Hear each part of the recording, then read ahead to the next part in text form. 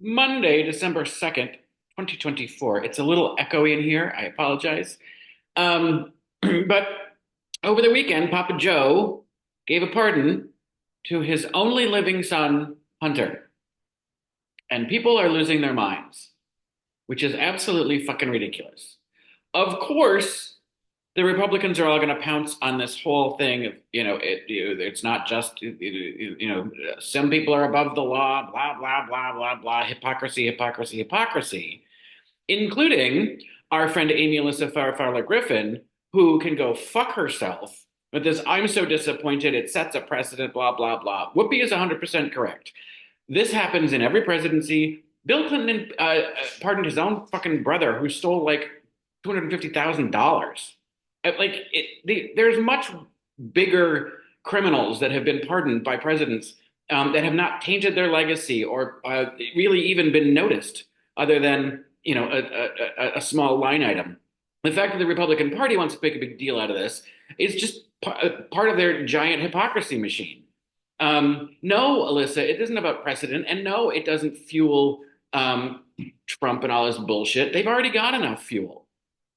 This is a dad doing something for his son that shouldn't be happening because the only reason it's happening is because of the dad. So he's he's in some ways righting a wrong. I don't, and it's clear, in case you didn't notice, Amy Alyssa Farfalla Griffin, Amy Alyssa Farfalla, I can't even say it anymore, that the American public don't really give a shit about some people being above the law and some people not being above the law because 76 million Americans voted for a fucking felon. So I don't know where you somehow get this moral high ground that your party has elevated bullying, lawlessness, bigotry, just complete disregard for the Constitution. And you're gonna take exception with a dad doing something to save his kid from something that was only his kid was only going through because of the dad. Fuck you. Just fuck, fuck you. And the goddamn Democrats who are screaming about this, fuck you all too. I mean, have we not realized that the rule book has changed and going high when they go low doesn't work? There is nothing that is below board about this pardon. And yes, he kept saying no, he wasn't going to do it because he didn't want that to be the story, and maybe he didn't think he was going to have to. But for fuck's sake, uh, Papa Joe, you let your kid be free. Um, and then all this business about Hegseth. Oh my God, I can't believe that they read the whole letter from the mother. It's pretty scathing. Um, and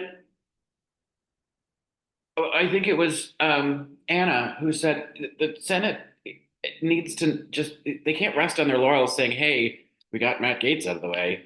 And I think it was Joy who said weeks ago, like, I think he's just throwing out the worst so that when they get rid of them, the next one seems better, or the other ones that don't seem as bad. Um, and like they're all, this is a fucking clown car. Um, it's ridiculous. So, buckle up. I don't know what the hell we're going to do for the next 4 years or longer. I don't know how long this is going to last, um, and how much we can hold. But I do love that Jamie Raskin is challenging Jerry Nadler to be the Democratic lead on the Judiciary Committee in the House. Basically saying these are different times, we need a different fighter. And I believe that he would put up a stronger fight. These old school guys that just think that the establishment's going to hold because it always has, without great fucking effort on their part, are going to let this country fall apart. I mean, that's my biggest concern is that we're standing on some sort of principle of norms and establishment that have just flown out the window. And I mean, we're just letting everything fly. So This little pardon isn't going to change Biden's legacy, isn't going to change anything. It's just a fucking talking point for Fox News. And Fowler Griffin, just go take your pearls and shove them up your ass.